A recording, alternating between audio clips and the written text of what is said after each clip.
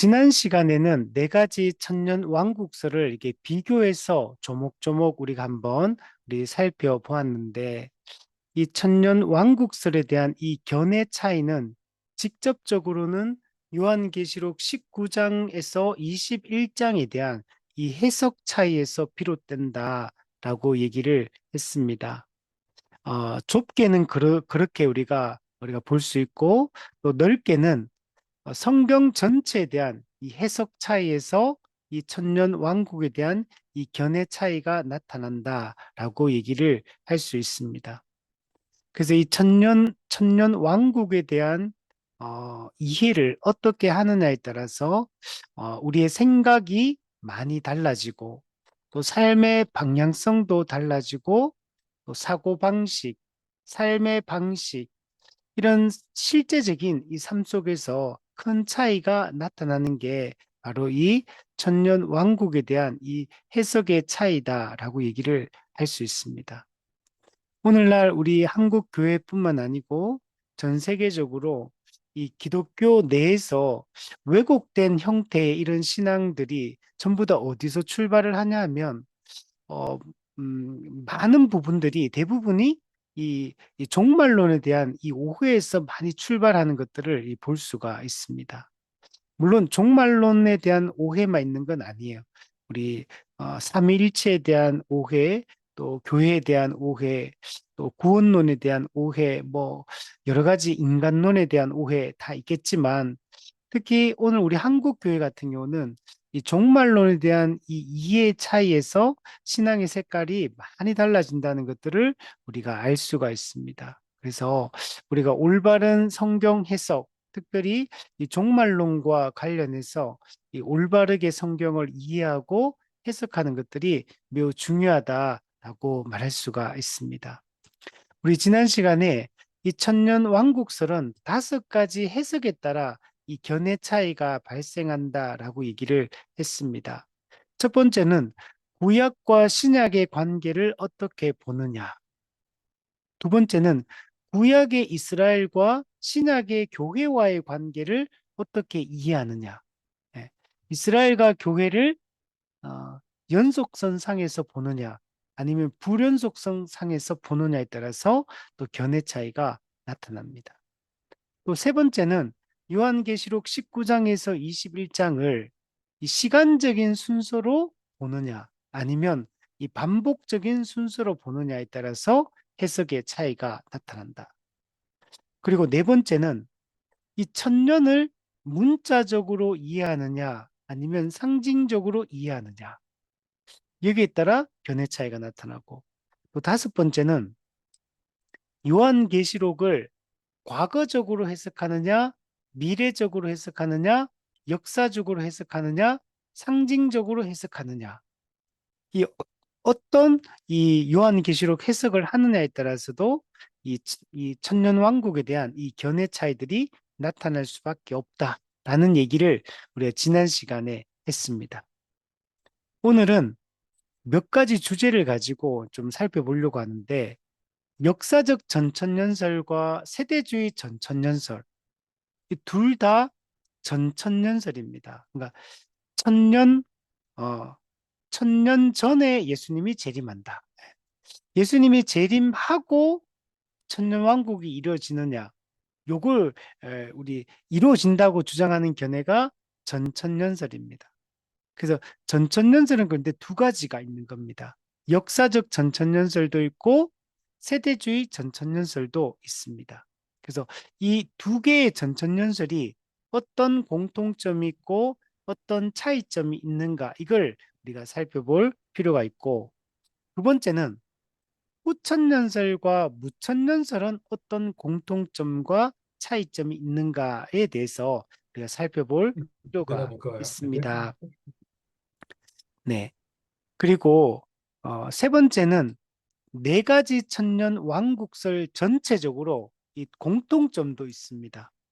그래서 네 가지 천년 왕국설이 많은 견해 차이, 해석 차이가 있지만 어떤 부분에서 이 공통적인 또 관점을 가지고 있는가, 이것도 이해할 필요가 있고, 그다음 마지막으로 이 전천년설과 후천년설, 역사적 전천년설, 세대주의 전천년설, 후천년설 이 세 가지 이 천년왕국설이 가지고 있는 이 공통적인 문제점이 있습니다.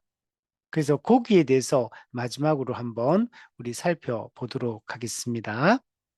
자, 첫 번째는 전천년설의 공통점과 차이점에 대해서 우리 살펴보려고 합니다. 역사적 전천년설, 그다음 세대주의 전천년설. 자, 어떤 공통점과 차이점이 있는가? 자, 먼저 공통점이 있습니다. 둘 다 예수님의 재림 후에 문자적인 지상천년 왕국이 있다라고 주장하는 게 여러분 전천년설입니다. 자, 그래서 이걸 나누어서 생각해 보면 기본적으로 예, 이 역사적 전천년설이든 세대주의 전천년설이든 간에 예수님의 재림이 먼저 있고 그리고 천년왕국이 후에 이루어진다. 그리고 새하늘과 새 땅이 완성된다. 이렇게 보는 게 여러분 전천년설입니다. 역사적 세대주의 둘 다 예수님이 재림이 있고 그 다음에 천년왕국이 이루어지고 그리고 새하늘과 새 땅이 임한다. 이렇게 주장하는 거예요. 자, 두 번째는 대환란 개념을 둘 다 가지고 있습니다.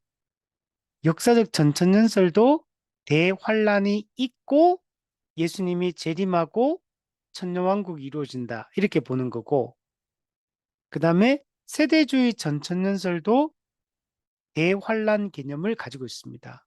물론 세대주의는 예수님의 재림을 두 번에 걸쳐서 공중재림, 그리고 7년 대환란, 그리고 지상재림, 그 다음에 천년왕국, 그리고 새하늘과 새 땅 이렇게 가는데 어쨌든 예수님의 지상재림 전에 대환란이 있을 거다라고 하는 것은 둘 다 똑같다 이렇게 얘기할 수 있어요.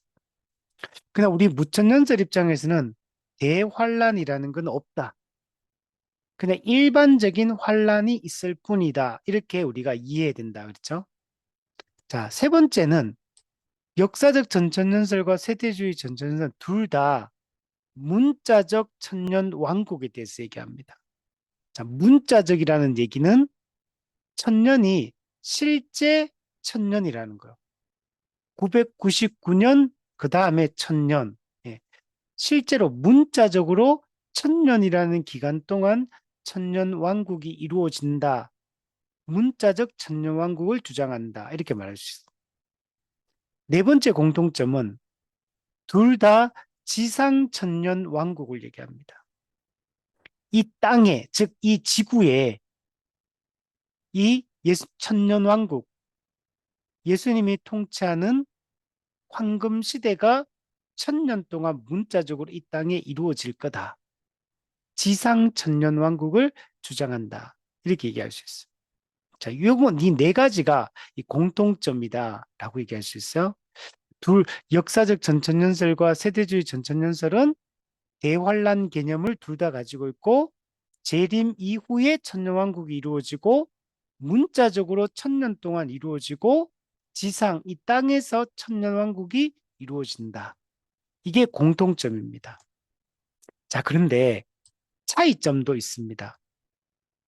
자, 첫 번째는 이스라엘과 교회의 관계에 대해서 두 전천년설이 다른 입장을 가지고 있습니다. 역사적 전천년설은 이스라엘과 교회는 둘 다 하나의 하나님의 백성이다 이렇게 봅니다. 예. 교회는 이스라엘은 육적 이스라엘이고 교회는 영적 이스라엘이다. 그리고 이 이스라엘과 교회의 관계는 모형과 실체의 관계다. 그러나 둘 다 하나님의 백성을 지칭한다.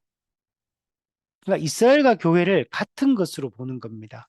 둘 다 하나님의 백성으로 이해합니다. 대신에 이스라엘은 모형이고 교회는 실체다. 육적 이스라엘은 모형이고 영적 이스라엘인 교회는 하나님의 백성의 실체다. 이렇게 보는 겁니다. 그래서 우리 무천년설과 역사적 전천년설은 이스라엘과 교회를 같은 관점으로 바라보고 있다. 똑같이 이해하고 있다. 이렇게 생각하면 돼요. 자, 근데 세대주의 전천년설은 다르게 봅니다. 구약의 이스라엘과 신약의 교회를 극단적으로 분리된 전혀 다른 백성이다. 서로 다른 백성이다. 이렇게 생각합니다. 이스라엘은 이스라엘이고 교회는 교회다. 육적 이스라엘과 영적 이스라엘인 교회는 상관이 없다. 그냥 둘 다 하나님의 백성인데 원래 하나님의 백성은 이스라엘이고 그리고 교회는 삽입된 어떤 특별한 어떤 어, 이유 때문에 이렇게 새롭게 만들어진 교회는 어떤 덜러리 같은 하나님의 백성. 이게 약간 이런 느낌입니다. 그래서 이스라엘이 어떻게 보면 주인공이고 교회는 좀 덜러리 같은 그러나 하나님의 백성이긴 한 그러나 천년왕국도 나중에 새하늘과 새 땅도 이스라엘 중심의 유대인 중심의 세상이 될 것이다. 이렇게 봅니다. 그래서 이 분리된 전혀 다른 이 백성으로 이해하는 게 이게 세대주의 전천년설이다. 그래서 이 이스라엘과 교회의 관계를 서로 다르게 이해한다. 이게 첫 번째 차이점이다. 이렇게 이해하고 두 번째는 천년 왕국의 본질에 대한 얘기입니다. 이거 조금 전에 설명했던 부분과 좀 연결되는 부분인데 역사적 전천년설은 천년 왕국 동안에 예수님이 왕으로 통치하는데 예수님이 왕으로 천년 왕국 동안에 통치하는 동안에 교회도 그리스도의 통치에 참여한다. 즉, 이 천년 왕국의 중심은 교회다. 이 교회라는 것은 유대인을 얘기한다기보다 유대인과 이방인이 합쳐진 이 신약의 교회를 얘기하는. 그래서 역사적 전천년설은 천년 왕국의 그 하나님의 백성이 누구냐면 교회다. 이렇게 보는 거고 세대주의 전천년설은 천년 왕국 동안 그리스도와 함께 통치할 사람은 이스라엘이다. 즉 육적 이스라엘이다. 이렇게 보는 거.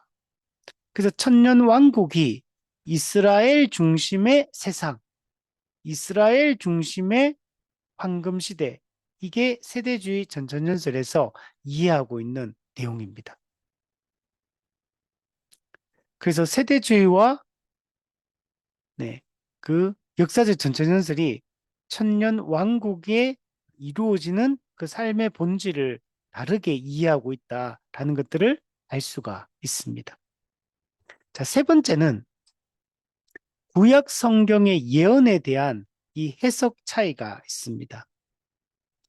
역사적 전천년설은 구약 성경에 있는 예언과 신약 성경에 있는 해석, 이 두 개의 구약 예언과 신약의 해석 사이의 관계에 있어서 이걸 어떻게 이해하느냐, 어느 게 앞서느냐, 어느 게 뒤서느냐라는 이 질문에 있어서 역사적 전천년설은 구약 성경의 예언보다 신약 성경의 해석이 더 중요하다, 아니 더 우선적이다 이렇게 설명을 합니다. 즉 구약 성경에 나타나 있는 예언을 우리가 이해할 때 신약 성경의 신약 성경으로 해석을 해야 된다는 거.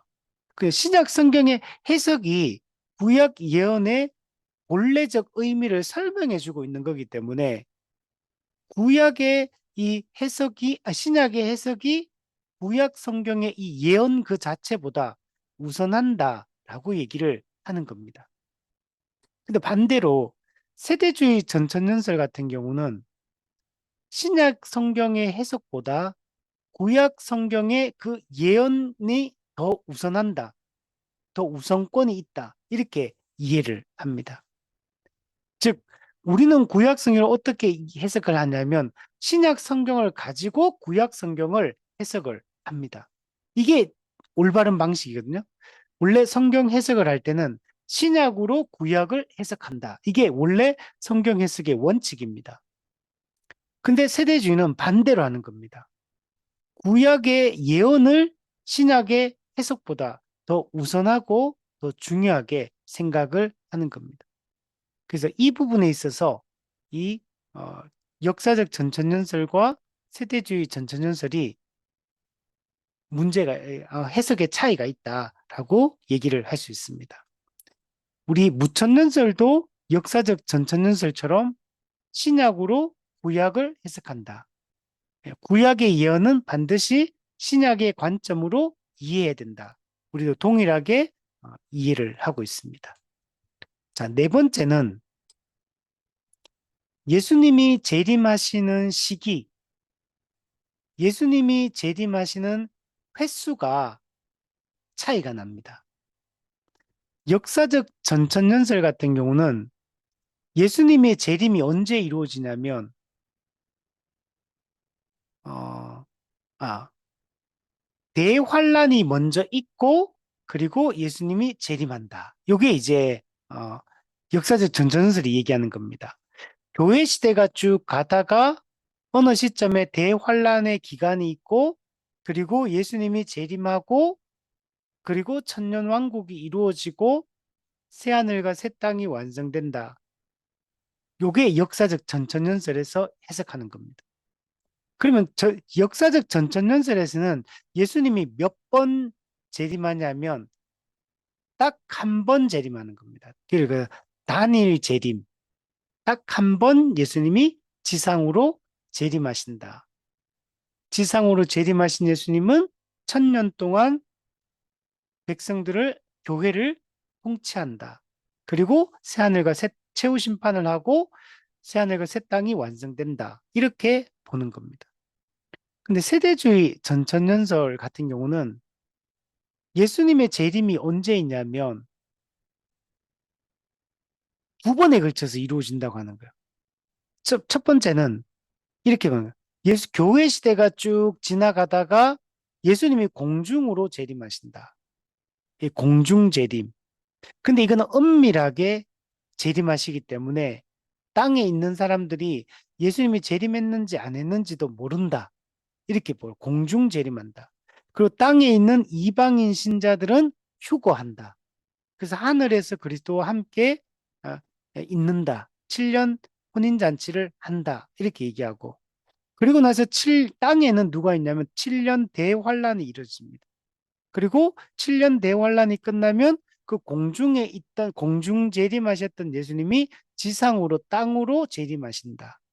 그리고 천년왕국이 이루어지고 천년왕국이 끝나면 최후 심판이 이루어지고 새하늘과 새 땅이 완성된다.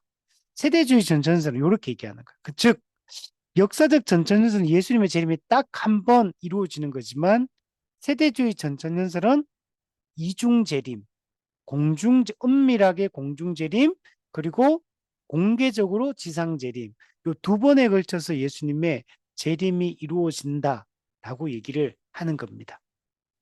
그래서 이 부분에 있어서 역사적 전천연설과 이 세대주의 이 전천연설은 이 차이점이 있다라고 얘기를 할 수 있습니다. 그리고 다른 후천연설이나 무천연설 같은 경우에도 역사적 전천연설과 같이 재림은 딱 한 번 이루어진다. 곧바로 공개적으로 지상 재림하신다. 이렇게 이해를 할 수 있습니다. 자, 그다음 다섯 번째는 요게 조금 복잡한 건데 역사적 전천연설과 세대주의 전천연설은 예수님의 부활에 대해서 횟수의 차이가 있습니다. 예를 들면 우리 무천년설이나 후천년설 같은 경우는 우리 사람의 부활이 몇 번 일어나냐면 딱 한 번 일어납니다. 예수님이 지상 재림할 때 딱 한 번 신자도 부활하고 불신자도 부활하고 둘 다 한꺼번에 그냥 부활해가 끝. 그리고 최후 심판. 이렇게 되는데 역사적 전천년설은 인간의 부활이 두 번에 걸쳐 일어납니다. 그리고 세대주의 전천년설 같은 경우는 부활이 세 번에 걸쳐서 일어납니다. 자, 다시 정리. 후천연설과 무천연설은 부활이, 인간의 몸의 부활이 딱 한 번 일어난다. 예수님이 지상 재림하실 때 신자와 불신자가 한꺼번에 딱 한 번 부활한다. 역사적 전천연설은 두 번 부활한다. 예수님이 재림하실 때 신자가 먼저 부활하고, 그리고 천년왕국이 이루어졌다가 그 다음에 천년왕국이 끝날 때 불신자가 부활합니다. 그리고 최후 심판이 이루어지고 새하늘과 새 땅이 임한다. 그러니까 부활이, 신자의 부활과 불신자의 부활이 천년왕국 시작점에 이루어지느냐 끝에 이루어지느냐에 따라서 역사적 전천연설은 부활을 두 번 이루어진다라고 보는 겁니다. 자, 세 번째, 세대주의 전천연설 같은 경우는 세 번 부활한다 라고 얘기합니다. 교회 시대가 이렇게 쭉 가다가 예수님이 공중 재림합니다. 예수님이 공중 재림하는 그때 이 땅에 있는 사람들도 뭐 휴거를 하거든요. 예수님이 공중 재림할 때 첫 번째 부활이 일어납니다. 이때 부활하는 사람은 누가 부활하냐면 신약 시대 동안에 죽은 이방인 신자가 부활하는 겁니다. 그러니까 구약 시대 성도들은 이때 부활 안 합니다, 여러분. 오해하면 안 돼요. 세대주의 개념으로 보면 신약 시대 동안에 죽었던 이방인 신자가 부활하고 그 그리고 이 사람은 휴거되어서 공중에 재림한 예수님한테 올라갑니다. 자, 이게 첫 번째 부활. 이게 첫 번째 사람. 두 번째는 신약 시대 동안에 살아있는 사람들도 있을 거잖아요. 예수님이 공중 재림할 때 아직까지 안 죽고 살아있는 이방인 신자들, 이 사람들은 부활은 안 합니다. 왜? 안 죽었으니까. 대신에 살아있는 이 사람도 어떻게 됩니까? 곧바로 하늘로 그냥 휴거 돼버립니다. 그냥 뿅 하고 없어져 버려. 그냥 하늘로 바로 올라가요. 요거 이해되시죠, 여러분? 이해되나요? 다시. 자, 세대주의는 세 번에 걸쳐 부활이 일어난다. 자, 첫 번째는 예수님 공중 재림할 때 신약 시대 동안에 죽은 신자들, 여기서 신자는 이방인들이로, 이방인 신자들이 부활해서 하늘로 올라간다, 휴거된다. 두 번째, 신약 시대 동안에 살아있는 이방인 신자들은 안 죽었으니까 부활은 없고 곧바로 그냥 휴거돼서 하늘로 올라간다. 자, 요게 첫 번째 부활의 모습이고, 자, 그리고 나서 요게 있고 나서 그만 이 땅에는 뭐가 있냐면 7년 대환란이 있다 그랬죠. 그러면 7년 대환란이 있을 때 이 7년 대환란 동안 누가 남아 있냐면 이 땅에는 누가 남아 있겠습니까? 모든 유대인들이 남아 있어. 안 죽은 사람들, 안 죽은 유대인들이 다 남아 있고 또 안 죽고 그리고 안 믿는 이방인들이 남아 있습니다. 그러니까 7년 대환란이 시작될 때는 불신자 이방인들 다 남아 있고 근데 유대인들 다 남아 있어. 근데 이 유대인들 중에는 공중 재림할 때 예수님을 믿는 사람도 있고 안 믿는 사람도 섞여 있어요. 이 사람 이 유대인들은 휴거라는 게 없어요. 믿어도 예수님을 믿어도 휴거가 없기 때문에 다 남아 있어. 그러다가 이 사람들이 7년 대환란을 시간을 여러분 거치게 됩니다. 그럼 7년 대환란이 끝날 때 예수님이 공중에 있던 예수님이 지상으로 땅으로 재림합니다. 요때 부활이 또 두 번째 부활이 일어납니다. 요때 부활한 사람은 누구냐면 이 7년 대환란 기간 중에 죽은 유대인이나 이방인 신자들이 부활합니다. 7년 대환 때는 시작할 때는 살아 있었잖아요. 근데 요 기간에 죽을 수도 있잖아요.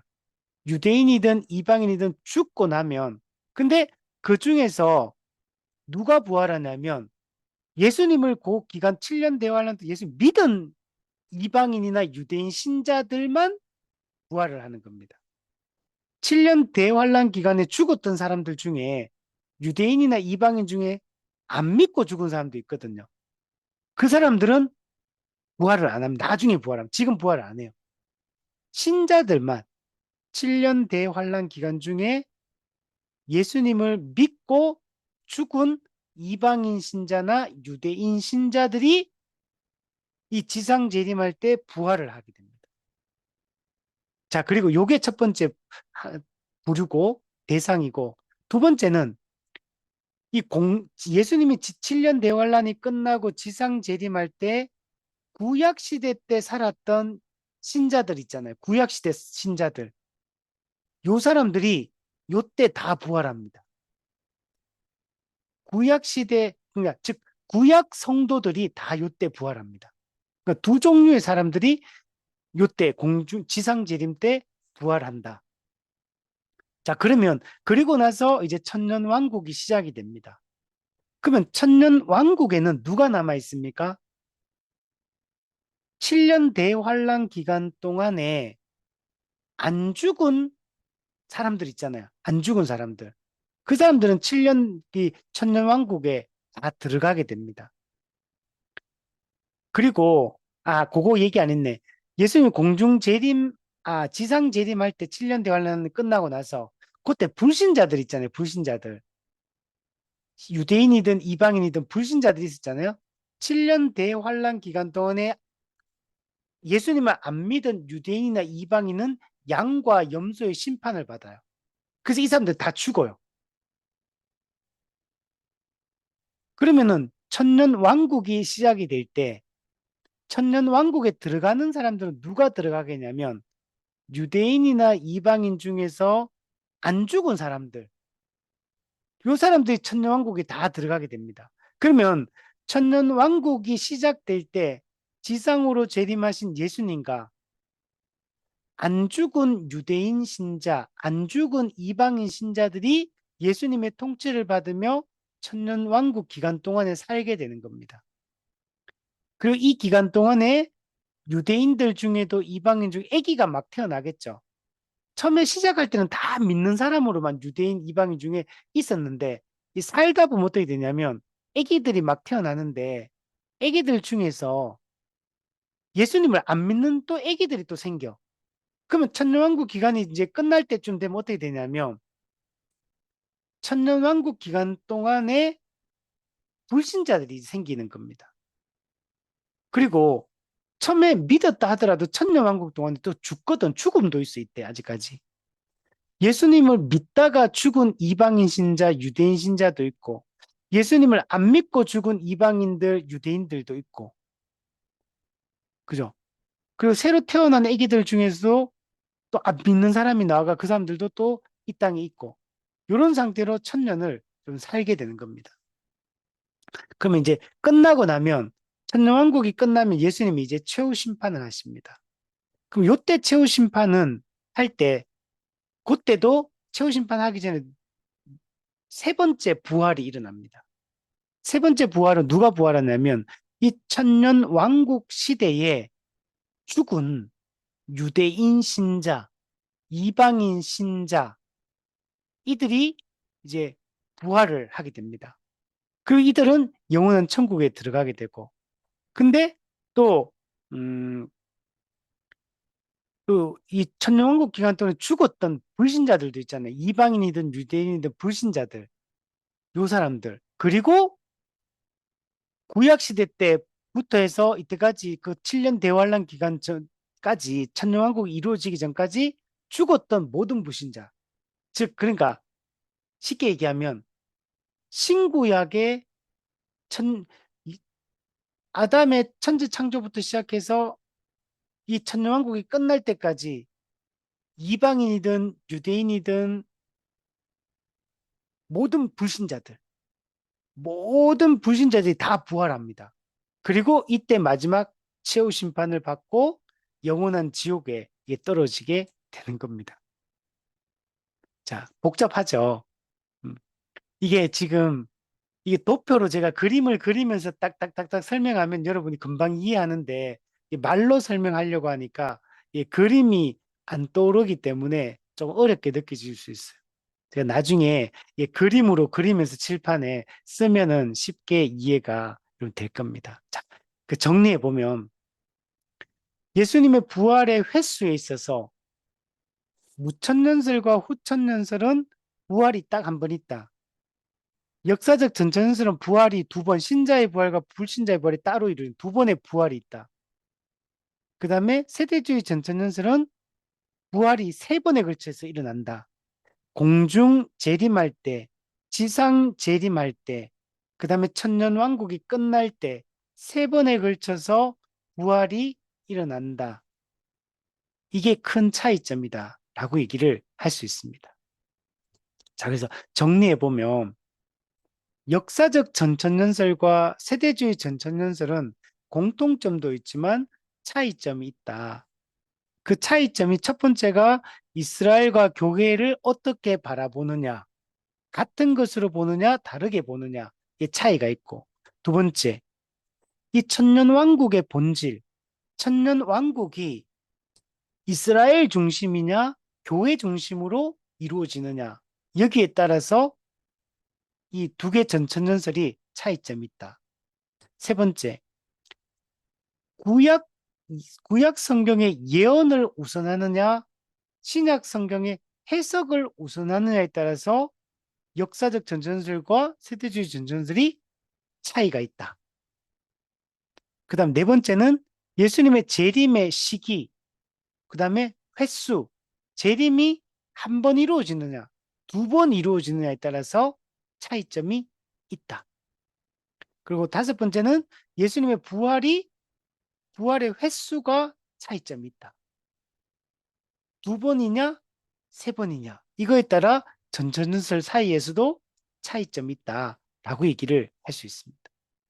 자, 정리가 되죠? 자, 그 다음은 후천연설과 무천연설이 공통점과 차이점이 있습니다. 이 후천연설과 무천연설이 비슷한 점도 많아요.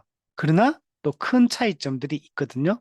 자, 그 내용을 한번 살펴보면, 자, 첫 번째, 예수님이 아니, 우선 공통점부터 한번 얘기해 보면, 음, 후천연설과 무천연설은 둘 다 천년 왕국이 먼저 이루어지고 그리고 나서 예수님이 재림하신다. 이렇게 얘기를 하는 거. 교회 시대가 쭉 되다 있다가 천년 왕국이 이루어지고 예수님 재림하시고 최후 심판이 이루어지고 새하늘과 새 땅이 이루어진다. 이렇게 보는 점에서 공통점이 여러분 있습니다. 물론 이 무천년설은 이, 이 교회 시대 자체가 천년왕국 기간으로 보지만 이 후천년설은 교회 시대가 따로 있고 그 다음에 천년왕국이 있고 예수님이 재림이 있다. 이 측면에서는 차이점이 있어요. 그러나 둘 다 천년왕국이 먼저 있고 예수님이 재림하신다. 이 측면에서는 공통점이 있다. 자, 두 번째. 예수님의 재림 이후에 신자와 불신자의 육체의 부활이 한꺼번에 이루어지고 그리고 최후 심판이 이루어지고 최후 심판이 이루어지고 나면 불신자는 영원한 불못, 신자는 영원한 천국, 새하늘과 새 땅 곧바로 들어가게 된다. 이 측면에서 후천연설과 무천연설은 공통점이 있는 겁니다. 둘 다 예수님이 지상 재림하시는 그때 신자도 불신자도 다 같이 육체적 부활을 한다. 그리고 둘 다 똑같이 최후 심판받고 똑같이 천국과 지옥으로 나누어진다. 그리고 요 측면에서 봤을 때는 똑같다. 우리 역사적 전천연설과 후천연설, 이 전천연설 같은 경우는 예수님이 재림하시더라도 그 이후에 다른 게 또 있잖아요. 그죠? 7년 대환란, 천년왕국 이런 것들을 얘기하는데 후천연설과 무천연설은 예수님이 재림하는 순간이 곧 모든 것이 종결되는 순간이다. 하나님 나라가 완성되는 순간이다. 이렇게 이해를 하고 있다는 거예요. 그런데 차이점도 있습니다. 후천연설과 무천연설의 가장 큰 차이점은 뭐냐면 이 천년왕국이 지상에 이루어지느냐 천상에 이루어지느냐 이게 큰 차이점이에요. 후천연설 같은 경우는 이 지상의 천년왕국이 이루어진다 이렇게 말합니다. 그러나 무천연설은 천상의 천년왕국이 이루어진다 이렇게 얘기를 하는 겁니다.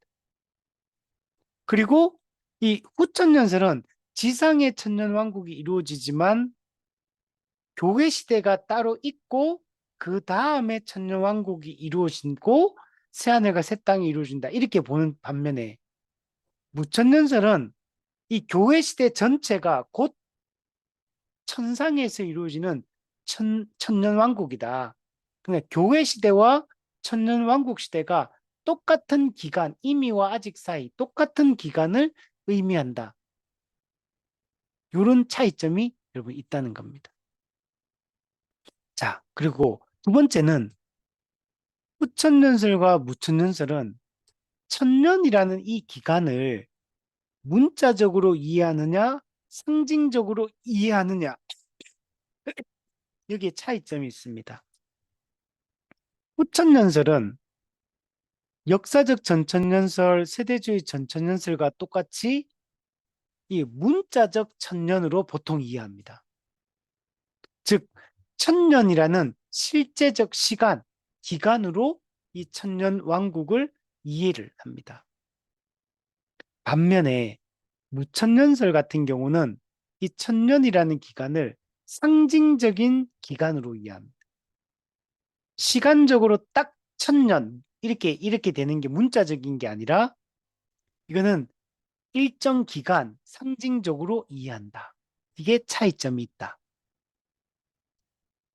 자, 그리고 세 번째는 후천년설과 무천년설은 예수님이 재림하기 이전에 이 징조가 나타나는데 이 재림 전에 이루어지는 이 징조, 이 무천년설 이걸 종말의 징조라고 얘기하는데 어쨌든 이 후천년설에도 재림하기 전에 어떤 징조가 있다.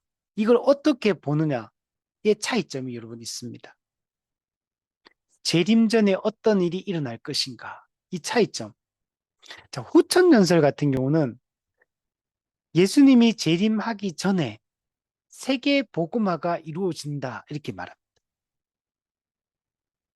예수님이 재림하기 전에 세계 복음화가 다 이루어지고 그리고 천년왕국이 시작된다. 이렇게 보는 거. 그러니까 미래를 매우 낙관적으로 보는 겁니다. 즉, 교회 시대가 이렇게 쭉 가잖아요. 교회 시대가 쭉 가다가 이 세계 복음화가 다 이루어지고 그리고 나서 세계 복음화가 다 이루어진 상태에서 천년 왕국이 시작이 되는 거예요. 그리고 예수님이 나중에 천년 왕국이 끝나면 재림하신다. 그래서 후천년설은 세계를 낙관적으로 본다 그랬죠. 앞으로 모든 것이 점점 좋아지는 이런 낙관적 미래관을 가지고 있고 특히 이 후천연설은 재림 전에 세계복음화가 다 이루어지니까 세계복음화 다 이루어지면 이 세상은 어떻게 되겠습니까? 이 모든 나라가 다 기독교 국가가 되는 거예요.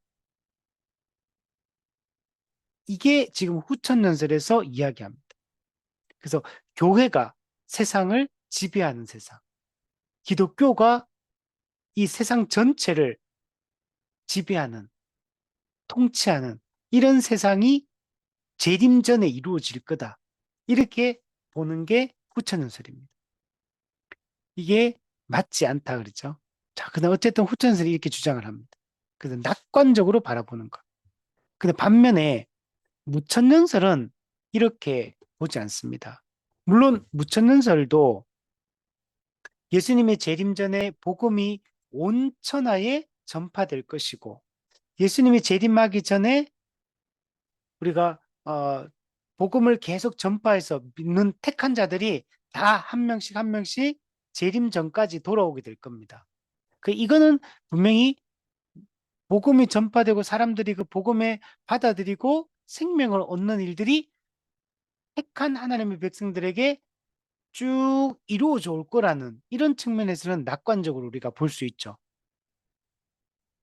그리고 이 땅에서 우리가 임의의 측면이 있기 때문에 이 땅에서부터 하나님 나라를 누리는 측면, 그런 측면은 분명히 낙관적인 요소들입니다. 그러나 성경에 보면 교회는 이 종말 기간 동안에 외부적으로는 박해를 받습니다. 그리고 내부적으로는 교회 안에서 배교가 일어납니다. 이 박해를 받고 배교가 일어나는 이런 것들은 비관적인 측면입니다. 사도행전 14장 22절에 보면 하나님의 나라에 들어가려면 많은 환난을 겪어야 할 것이라. 우리는 예수님이 재림할 때까지 여러분 일반적인 환난, 이건 대환난은 아니에요. 일반적인 환난을 우리가 겪으며 살다가 예수님이 재림할 거라는 거. 그리고 데살로니가 후서 2장 3절에 보면 누가 어떻게 하여도 너희가 미혹되지 말라. 먼저 배교하는 일이 있고 적그리스도가 나타나서 교회를 핍박하고 박해하고 미혹하고 할 거야. 거짓 가르침으로. 근데 그래서 교회 안에서 어떤 일이 일어나? 교회 다니는 사람들 중에 많은 사람들이 배교하게 돼. 교회를 떠나고 믿음을 잃어버리게 될 겁니다. 이런 일들이 이제 예수님 재림 전에 있다가 그러나 택한 자들은 믿음을 끝까지 견고하게 지키며 살다가 예수님이 여러분 재림하게 되는 겁니다. 이런 게 후천년설과 무천년설의 차이점이다. 자, 정리해 보면 후천년설과 무천년설은 공통점은 두 가지다. 네. 천년왕국이 먼저 이루어지고 그 이후에 예수님이 재림하신다. 이게 첫 번째. 두 번째는 예수님 재림하시면 신자와 불신자의 육체의 부활이 한꺼번에 일어난다. 요거는 공통점입니다. 근데 차이점이 있다. 천년왕국이 지상에서 이루어지느냐, 천상에서 이루어지느냐. 첫 번째. 두 번째는 천년이라는 기간은 문자적인 시간이냐, 아니면 상징적인 시간이냐. 이 차이점. 세 번째, 재림 전에 나타나는 징조를 어떻게 이해하느냐. 요거에 따라서 후천년설과 무천년설은 차이점이 있다. 자, 그다음에 네 번째는 네 가지 이 천년왕국설은 분명히 여러 가지 견해 차이가 많거든요.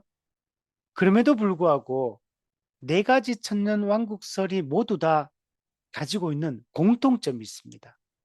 네 가지 공통점이 있는데 첫 번째는 네 가지 천년왕국 모두 다 신자의 부활과 불신자의 부활에 대해서 믿습니다.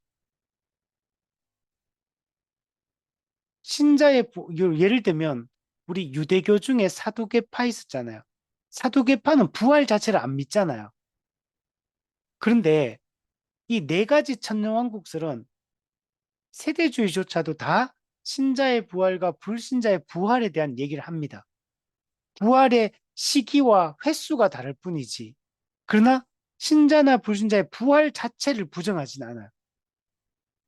두 번째는 예수님의 재림에 대해서 그리고 재림하신 예수님이 최후 심판을 시행하시고 최후 심판의 결과 믿는 자는 영원한 천국, 믿지 않는 자는 영원한 지옥에 들어간다는 이 개념은 똑같이 네 개 다 가지고 있습니다. 재림을 믿어요. 그리고 최후 심판, 그리고 천국, 지옥 이거에 대해서는 분명하게 네 가지 설 다 이야기를 한다. 그런데 시기가 다르고 횟수가 여러분 다릅니다. 그래서 이런 차이점은 있다. 자, 그리고 세 번째는 네 가지 천년왕국설 모두 다 이 천년왕국이라는 이 황금시대가 이거는 분명히 있다라고 주장합니다. 그러니까 천년왕국 자체를 부정하진 않아요. 네 가지 다 천년왕국을 인정하기 때문에 이런 설이 나왔겠죠. 그 대신에 시기, 장소, 그 다음에 이 천년왕국의 의미 이런 거는 조금씩 다 달라요. 그렇지만 천년왕국 자체를 부정하는 것은 아니다. 네 번째는 모두 다 재림이라 천년왕국의 이런 시기나 횟수나 부활이나 이런 방법은 다 다른데 네 개 다 분명한 거는 새하늘과 새 땅이 도래하게 될 거다. 영원한 시대가 도래하게 될 거다. 이거는 명확해요. 천국은 분명히 있다. 이거는 분명히 믿어요. 그래서 요 네 가지 측면, 신자와 불신자의 부활, 예수님의 재림, 최후 심판, 천국과 지옥, 천년왕국의 천년왕국, 새하늘 새 땅. 이런 개념들은 기본적으로 그 내용에 있어서는 차이가 날지 몰라도 이 자체는 모두 다 동일하게 이야기를 하고 있다. 이거는 공통점이다. 라고 얘기를 할 수 있습니다. 자, 그러므로 우리가 이 천년 왕국에 대해서 이제까지 공부를 했는데 이 견해 차이가 있잖아요.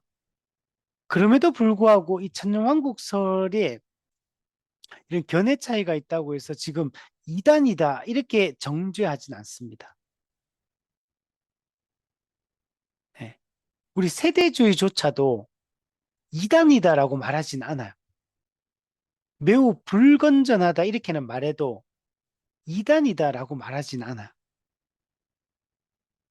왜냐하면 이 네 개 다 기본적으로 근본적인 이 공통점들이 있기 때문에.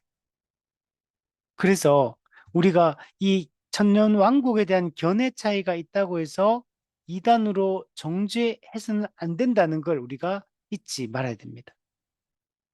자, 그렇다고 해서 그럼 아무렇게나 우리가 이 천년 왕국에 대해 믿어도 된다 이런 말이냐 그러면 그거는 아닙니다. 이 네 가지 천년 왕국 중에 좀 더 성경적이고 좀 더 올바른 해석이 있기 때문에 우리가 그 해석을 취하려고 노력해야 되지. 이게 이단은 아니니까 아무거나 믿어도 된다. 이렇게 생각해서는 안 된다는 거예요. 이 천년왕국을 어떻게 해석하느냐에 따라서 성경 해석이 달라지고 사고방식도 달라지고 생활 방식도 달라지고 미래를 바라보는 우리의 소망도 달라지고 그래서 여러 면에서 실제 삶에서 생각이나 태도나 또 관점이나 방향성이나 실제적인 이런 것들이 많이 달라지기 때문에 아무거나 믿어도 된다. 이거는 아니다. 우리가 올바른 종말론 사상을 갖는 것은 매우 중요합니다. 그래서 우리는 성경 전체의 이 해석학적 관점, 신구약 성경의 이 통일성 가운데 이 네 개의 종말론 이 사상, 이 천년왕국 이 관점 중에서 어떤 게 더 건전한 종말론 사상인가?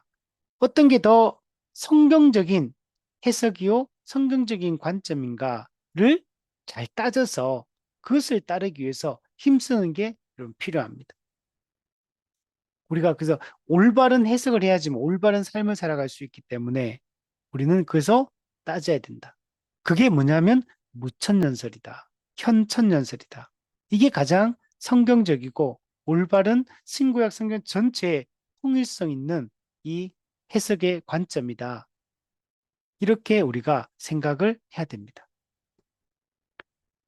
자, 그러면 마지막으로 이 무천년설을 제외하고 왜 우리가 무천년설을 택해야 되나? 아니, 무천년설을 왜 택해야 되느냐? 그러면 네 가지가 있는데 이런 주장도 이런 주장도 다 있는데 왜 그중에 우리는 무천연설을 택해야 되느냐? 왜냐하면 역사적 전천연설과 세대주의 전천연설과 후천연설은 많은 문제점을 가지고 있기 때문에 그렇습니다. 성경 해석에 있어서 문제점들을 가지고 있기 때문에 우리가 이 해석들을 따르기보다 가장 성경적으로 올바르게 해석되어진 이 무천년설의 입장을 따르는 것이 가장 합당하다라고 얘기를 할 수 있는 겁니다. 그럼 어떤 문제점이 있는가를 한번 우리가 생각을 해볼 필요가 있는데 크게 두 가지의 이 문제점이 있습니다. 자, 첫 번째는 이 후천연설과 전천연설, 즉 후천연설 또 전천연설의 세대주의 또 역사적 전설 이 세 가지는 영원한 천국, 즉 새하늘과 새 땅에서 이루어질 일들을 미리 앞당겨 와가지고 아직 새하늘과 새 땅이 이루어지지도 않았는데 그때 이루어진다고 성경에서 얘기했던 것들을 미리 땡겨 와가지고 일찍 적용해버리고 해석해버리는 겁니다. 새하늘과 새 땅에서 일어나는 일들을 천년왕국 시대에 일어난다고 주장한다든지 예수님 재림 전에 이런 일이 일어난다. 여기서 이루어지는 거다. 라고 이렇게 주장을 한다는 겁니다. 후천전설 같은 경우는 예수님이 재림하기 전에 새하늘과 새 땅에서 이루어질 일들을 미리 당겨가지고 재림 전에 그걸 적용해버리고 전천년설들 같은 경우는 예수님의 재림하고 그럼 예수님의 재림하면 새하늘과 새 땅이 우리는 무천년 완성된다고 하는데 예수님이 재림하고도 완성이 안 돼요, 여기는. 재림하고도 천년왕국이라는 기간이 있고 그리고 새하늘과 새 땅이 이루어져요. 근데 문제는 새하늘과 새 땅에서 이루어진다고 성경에서 얘기했던 것들을 천년왕국 기간 동안에 이루어진다 라고 얘기를 하고 있기 때문에 이 문제점이 여러분 있다는 겁니다. 그래서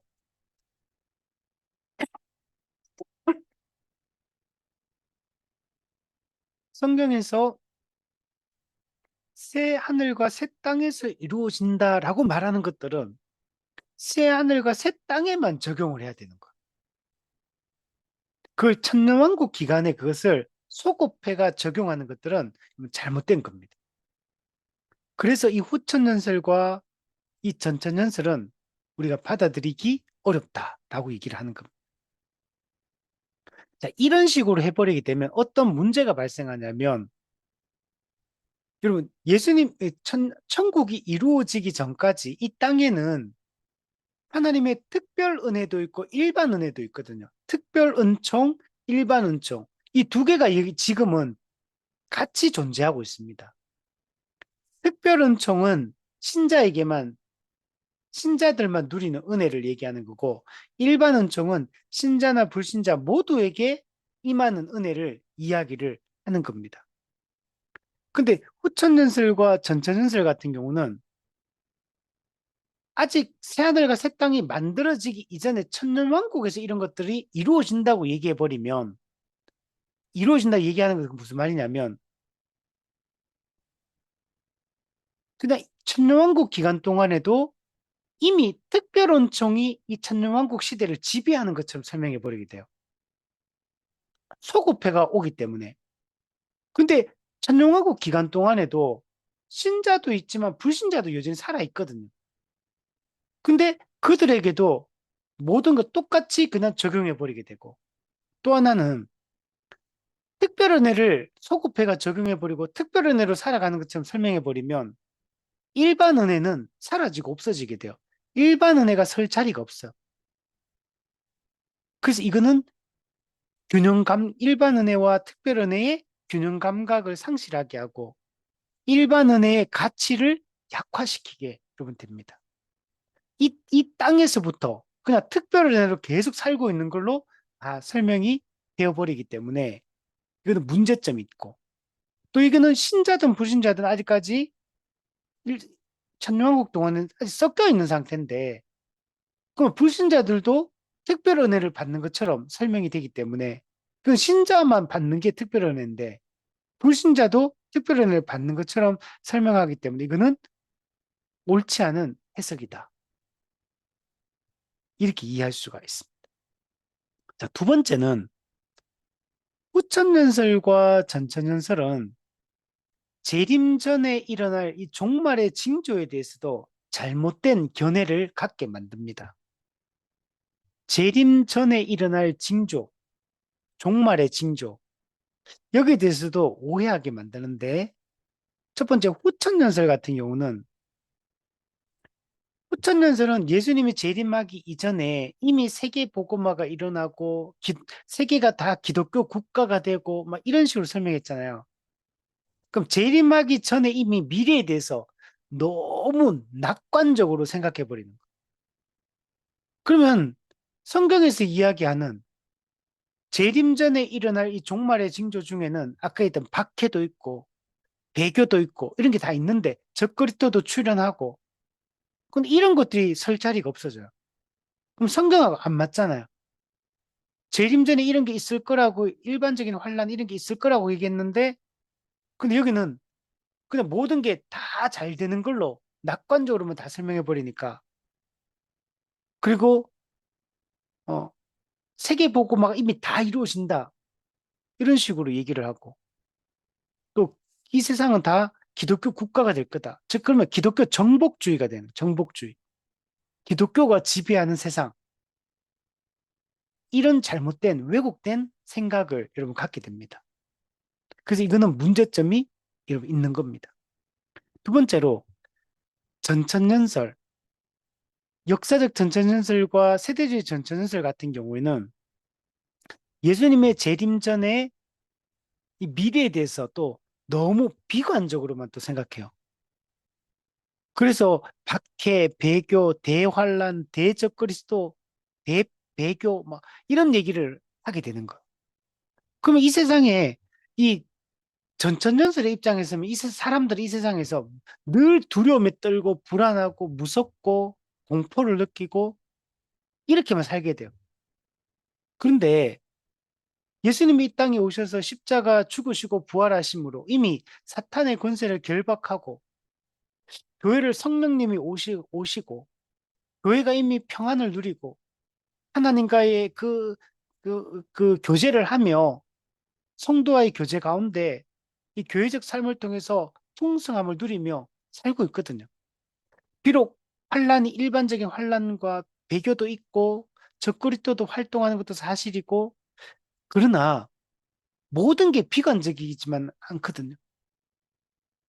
이미 이루어진 측면, 이미 누리는 측면, 이미 이만 하나님 나라를 누리는 측면들이 있는데, 근데 여기서는 너무 박해, 대배교, 대적그리스도, 대환란 이런 것들이 너무 강조되다 보니까 비관적으로 너무 세상을 바라보게 되는 겁니다. 그러니까 후천연설처럼 모든 걸 낙관적으로만 세상을 바라보는 것도 문제점이 있고, 전천연설처럼 너무 비관적으로 세상을 두려움에 빠지게 하는 것도 이것도 문제가 있는 겁니다. 그럼 미래에 대해서 올바른 자세는 뭐냐면 이 낙관적인 측면과 비관적인 측면이 균형 있게 우리가 공존해야 돼요. 올바른 이해를 가져. 즉, 다르게 말하면 이미와 아직의 관점을 가지고 우리가 생각을 해야 됩니다. 이게 올바른 성경적인 관점이고 또 현실적인 관점이라고 얘기할 수 있어요. 우리가 낙관적인 측면은 복음이 지금 전파되고 있다는 것. 그리고 이 복음의 반응에 사람들이 주께로 돌아오고 회개하고, 그리고 주님의 예배하고 주님께 영광을 돌리며 교회가 세워지고 사람들이 더 그 그리스도와의 교제 속에서, 성도와의 교제 속에서 은혜를 더 충만하게 누리며 이 땅에서부터 죄를 점점 덜 짓게 되고 하나님 말씀을 순종하게 거룩하게 살아가고 열매를 맺고, 이런 것들이, 이런 측면들이 있는데 이걸 우리가 부정하면 안 된다는 거. 그리고 이미 우리는 죄에 대해 죽은 자요. 하나님께 대해 산 자가 되었기 때문에 무조건 죄에 지는 사람도 아니에요. 하나님의 뜻대로 우리가 100%는 아닐지라도 하나의 뜻을 알고 그 뜻에 순종하며 거룩하게 살아가는 게 가능한 존재거든. 우리는 성령의 인도하심을 받아요. 그리스도의 통치와 하나님의 보호를 받으며 살고 있거든. 그러니까 이런 낙관적인 측면도 있고, 그러나 비관적인 측면, 박해와 배교와 일반적인 환란과 적그리스도의 활동으로 우리가 정말 때로는 인내하며 비용 계산하며 자기를 부인하며 우리가 믿음을 지키며 살아가야 돼요. 죄와의 싸움을 해야 되고 마귀의 영적 공격에 우리가 강하게 저항하고 이런 측면도 있어요. 그래서 우리는 이 낙관적인 측면과 비관적인 측면을 동시에 우리가 균형 있게 생각하며 이 땅을 살아가는 게 가장 성경적인 이 삶의 방식이다. 이게 무천년설이 이 가르치는 이, 이 칭의와 성화에 대한 이런 이해들이고 올바른 삶의 관점이다. 라고 얘기를 할 수 있는 겁니다. 자, 그래서 정리해 보면 이 후천년설과 전천년설, 역사적 세대주의, 후천년설 이 세 가지는 크게 보면 두 가지 문제점이 있다. 영원한 천국에서 이루어질 것들을 너무 일찍 소급 적용함으로 말미암아 이 문제점이 생겼다. 그래서 일반 은혜가 약화되어지고 특별한 은혜에 대한 오해가 생기게 되었다. 두 번째는 재림하기 이전에 일어날 징조에 대해서 후천에는 너무 낙관적이고 전천에서는 너무 비관적으로만 생각한다. 둘 다 문제가 있다.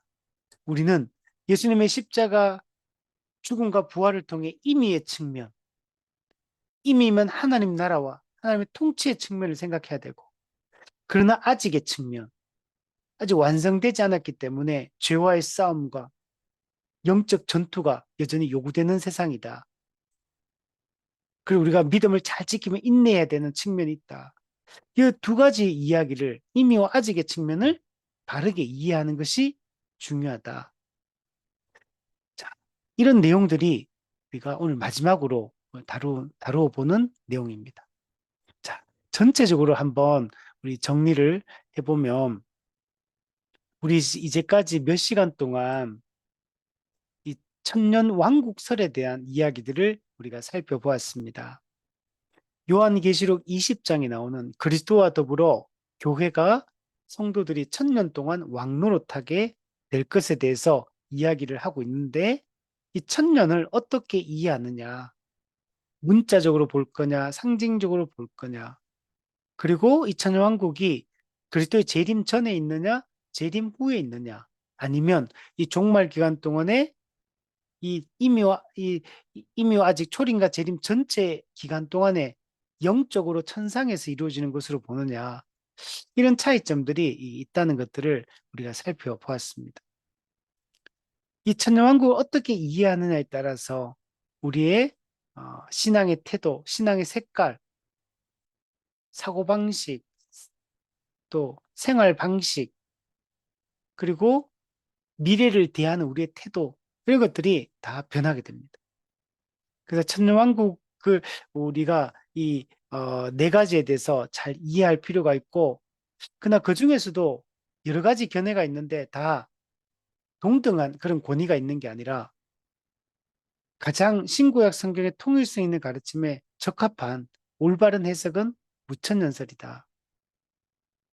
나머지 천년설들은 여러 가지 약점들을 가지고 있고 해석의 맹점들을 가지고 있다. 성경 전체의 사상에 빗대어 볼 때 무천년설로 이해하는 것이 가장 올바른 천년왕국에 대한 이해다. 그리고 우리는 이 관점에서 우리 보게 되면 교회 시대가 있는데 이 교회 시대는 성령이 인도하는 시대고 은혜가 지배하는 시대고 교회가 이미만 하나님 나라의 백성이 된 교회가 존재하는 이 교회 시대다. 이 교회 시대 전체 기간 동안에 하늘에서는 그 천상 천년 왕국이 이루어진다. 예수님께서 이미 먼저 죽은 신자들과 함께 천상에서 통치하시고, 그리고 이 일반적인 우리 땅에서는 환란을 겪으며 살지만 이 땅에서도 그리스도의 통치를 받고 그리스도 통치에도 참여하기도 하고 성령의 인도함을 받고 하나님의 뜻 가운데 보호하심을 받아서 우리가 살다가 어느 날 갑자기 그 전에 어떤 특별한 뭐 징조가 없이 그냥 갑자기 임신한 여자에게 해산의 기한이 닥침과 같이 재림하실 것이고 최후 심판이 이루어지고 영원한 하나님 나라로 우리는 들어가게 된다. 우리가 이런 관점으로 성경 전체를 해석하고 특히 요한계시록을 해석하고 또 종말론과 관련된 이런 신약의 많은 성경 구절들 그리고 또 다니엘서 이런 걸 해석할 때 우리가 이 무천년설의 이 해석의 관점에서 하나하나를 살펴보고 이해를 해야 된다. 어떤 부분들은 문자적으로 보면 역사적 전천연설이 맞는 것 같기도 하고 세대주의가 맞는 것 같기도 하고 이렇게 보일 수도 있어요. 그러나 그 본문을 우리가 꼼꼼히 잘 연구하고 살펴보면 무천년설로 이해하는 것이 가장 적합하다, 바람직하다라는 것들을 우리가 알 수가 있습니다. 그래서 우리는 이 무천년설의 이 입장에 서서 우리가 이 올바른 이 성경 해석을 하고 종말에 대한 이해를 가지고 이 마지막 이 종말의 기간을 우리가 잘 살다가 주님이 오실 때 주님을 맞이할 수 있는 그런 우리 되었으면 좋겠고 이런 이 특히 세대주의 전천에서 아주 불건전한 아주 우리한테 우리를 해롭게 만드는 이런 세대주의 전천연설의 이런 대환란 개념, 대적그리스도, 대배교 개념, 이런 그 휴거 개념, 이런 이중 재림, 뭐 이렇게 세 번에 걸친 부활, 이런 다양한 이런 해석들이 때문에 이런 수많은 이 종말론 이단들이 발생하게 되었는데 우리가 이런 해악을 우리가 영향을 받지 않도록 우리 조심해야 되고 특히 세대주의는 이 모든 것을 문자적으로 이 성경의 내용과 이 현실을 1차적으로 1대1로 대응시켜 가지고 그냥 막 해석하고 막 하는데 그렇게 할 수 없다. 1대1로 대응하는 그런 방식도 안 된다. 그리고 성경을 문자적으로 연대기적으로 보는 것도 안 된다. 그리고 그 이스라엘을 분리시키는 것도 안 된다. 또 그 각 시대 세대마다 구원의 방식이 다르다라고 주장하는 이것도 안 된다. 성경 전체는 통일성 있는 가르침이고 구원의 방법도 똑같고 모든 것이 다 서로 연속선상에 있다. 모형과 실체로서 약속과 성취의 관점으로 성경 전체를 우리가 바라보면 우리가 무천년설의 이런 입장에 있어서 바라보면 우리가 올바른 성경 해석을 하고 올바른 확신과 담대한 가운데 신자들은 이 땅을 살아가다가 두려움 없이 주님의 오심을 기뻐하며 주님의 오심을 맞이할 수 있는 그런 삶을 우리가 살게 될 겁니다. 그래서 교회에서도 또 유튜브에서도 여전히 이런 왜곡된 이런 종말론 사상을 가르치는 수많은 이상한 사람들이 많은데 우리가 그런 것들을 들을 때 책이라든지 이런 이상한 설교나 이상한 주장들을 들을 때 잘 분별해서 이런 거짓에 속지 않도록 우리가 그래서 늘 성경을 올바른 이 역사적 기독교가 가르쳐 준 이 올바른 가르침 이 관점 가운데서 성경을 풀어나가고 해석할 수 있도록 우리 그렇게 했으면 좋겠습니다.